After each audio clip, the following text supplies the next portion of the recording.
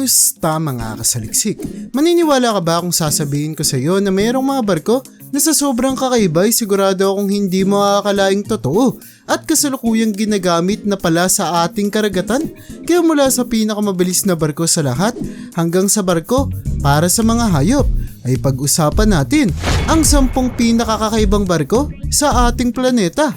Kaya kung handa ka ng malaman ng mga ito ay simulan na natin. Number 10, hydrofoil ship. Kung makikita mo ang mga hydrofoil ship ay sigurado akong magugulat ka sa kakaiba nilang itsura, kung saan kahit na ang katawan ng sasakyan ay kagaya sa ibang mga barko ay agad na mapapansin na meron silang kakaibang parte sa ilalim na talaga namang bibihira lamang nating makikita sa mga sasakyang pandagat. Ang bagay na ito ay ang tinatawag na hydrofoil na mayroong manipis at flat na itsura na sinasabing nakatutulong daw upang mas mapabilis ang pagtakbo ng mga barko sa dagat. Dulot na mas manipis at kaunti lamang ang tatamaan ng mga tubig na nagiging dahilan para mas mabawasan ng kumukontrang puwersa sa katawan ng sasakyan.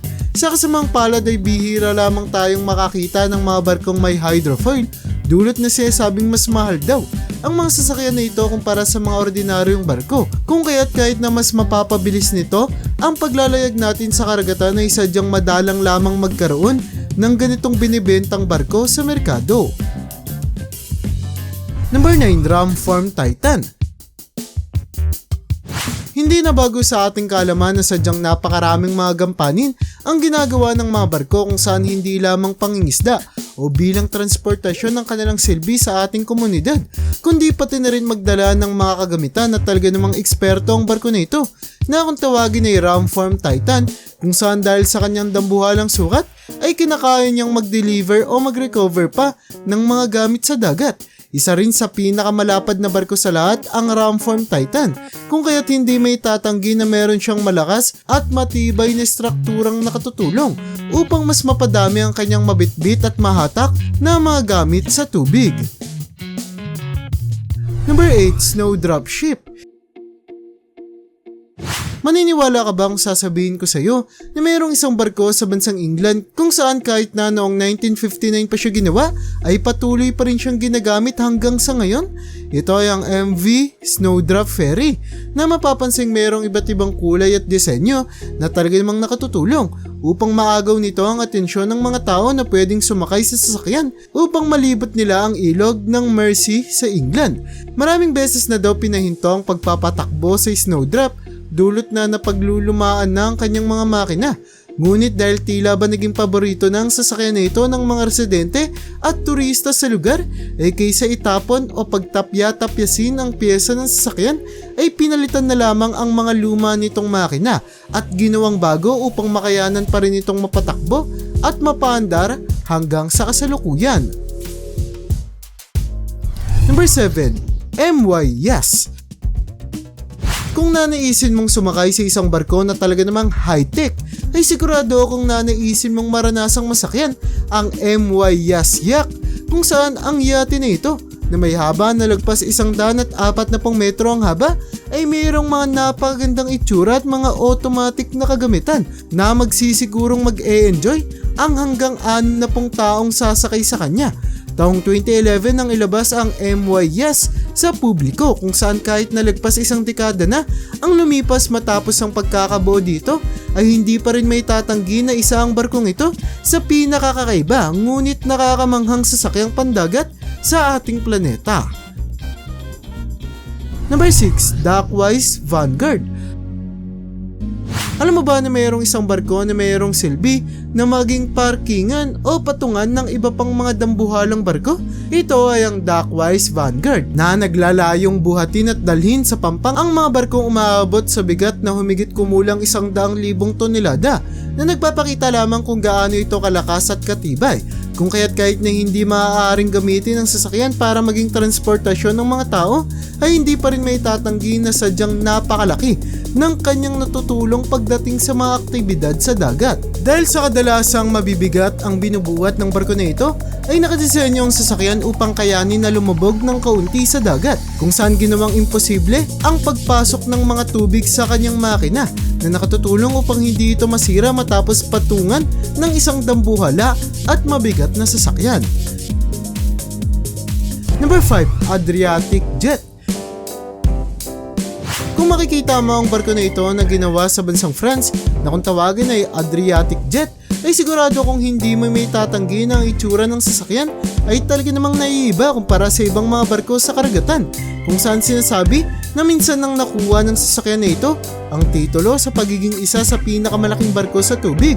Ang disenyo ng Adriatic Jet na kahit pa sadyang kakaiba para sa atin ay naglalayon daw na makatulong upang mas mapabilis ang pagtakbo nito sa tubig. Ngunit dahil sadyang mas mahal ang paggawa at pagpapatakbo dito kumpara sa mga ordinaryong mga barko, ay pinatigil rin agad ito sa kanyang pag-andar, kung kaya't kasalukuyang alaala na lamang ng mga taong nakasakay dito ang nananatiling memorya sa muntik ng pagsikat at paglago ng kakaiba ngunit nakamamanghang barko na ito. Number 4. Aranui 5 Cruise Ship. Ang Aranui 5 cruise ship ay ang isa sa mga bibihirang barkong itinuturing na nakuha na ang lahat, dulot na parehong kargo at mga pasahero ang nakalayong isakay ng sasakyan na ito, kung saan meron siyang mabigat at malakas na strukturang nakakasiguradong makakayanang dalhin kahit pang mabibigat na mga bagay, habang mayroong kompletong pasilyo din sa loob nito na pwedeng paglibangan ng mga pasahero. Sa loob ng barko ay matatagpuan ng mga silid kainan, mga lugar na pwedeng paggawa ng yoga at kahit pa mga kwarto, kung saan matutulog ang mga tao na nagiging dahilan para magmistulang hotel na sa dagat ang sasakyan na ito. Number 3. Sonen Konigin. Kung labanin lamang sa pagiging barko para sa mga tao, ay talaga namang kakaunti lamang ang kayang tumalo sa Sonen Konigin na matatagpuan sa bansang Austria, kung saan ang sasakyan na ito ay nakadesenyo upang maging lugar na paggaganapan ng mga tanyag at magagarbong mga kaganapan at salo-salo na talaga namang nagpapakita kung gaano na lamang dapat kahusay at kaganda ang itsura ng barko upang makuha at mapukaw ang atensyon ng mga tao. Dahil sa popular ang sasakyan na ito para sa mayayamang mga tao bilang lugar kung saan nila gagawin ang kanilang mga espesyal na kaganapan, ay sinasabing halos 2.5 milyong piso raw ang presyo ng pagrenta sa barkong ito kada araw, na talaga namang nagpapakita kung gaano kayaman ang mga taong gumagamit nito. Number 2. Vernon C. Bain Correctional Center. Sa unang tingin ay sigurado akong papaniwalaan mong isang barko para sa mga gamit lamang ang sasakyan na ito, na kung tawagin ay Vernon C. Bain Correctional Center. Pero lumaba na kayo sa mga gamit o bagahe ay mga preso ang sakay-sakay ng barkong ito. Sa New York ay matatagpuan ang barkong Vernon C. Bain na ginawa upang mas makatipid ng mga lokasyon kung saan nakadestinong manatili ang mga preso sa lugar, kung saan dahil ang sasakyan na ito ay lulutang sa tubig ay masisiguradong hindi ito gagamit ng mga lupain na pwedeng pagtayuan ng ibang mga pasilidad o gusali na sinasabing maaari raw gayahin din ng iba pang mga lugar sa ating planeta upang makatipid din sila ng mga lupain sa kanilang bansa. Number 1. Awasi Express. Maniniwala ka ba kung sasabihin ko sa iyo na mayroong isang barko na kaisa para sa mga tao ay nakadesenyo upang magsakay ng mga hayop? Ito ay ang Awasi Express na naglalayong magpadala ng mga buhay na hayop kagaya ng baka, kambing, tupa at iba pa na kanilang dadalhin sa iba't ibang mga lugar na nangangailangan nito, katulad ng mga sakahan. Ang barko na ito ay nakatutulong upang ligtas at maayos na mapadala ang mga buhay na hayop sa kanilang destinasyon, kung saan sa loob ng sasakyan ay makakakita ka ng sapat na espasyo para paggalawan ng mga hayop. At kasama na rin dito ay ang mga tauhan na bihasa at sinanay sa pag-aalaga ng mga hayop na kanilang papakainin at lilinisin habang nakasakay sila sa sasakyan. At yan ang bumabao para sa listahan natin sa video na ito. Talaga namang sa paglipas ng mga taon ay mas dumadami ang mga imbensyon at disenyo ng mga barko, kung saan ang karamihan sa mga ito ay naglalayon na mas mapadali ang ating pamumuhay sa ating planeta, kung kaya't kahit na meron silang kakaibang itsura ay hindi pa rin natin dapat itanggi ang tulong na kanilang nabibigay, lalo na sa mga taong nagtatrabaho sa dagat.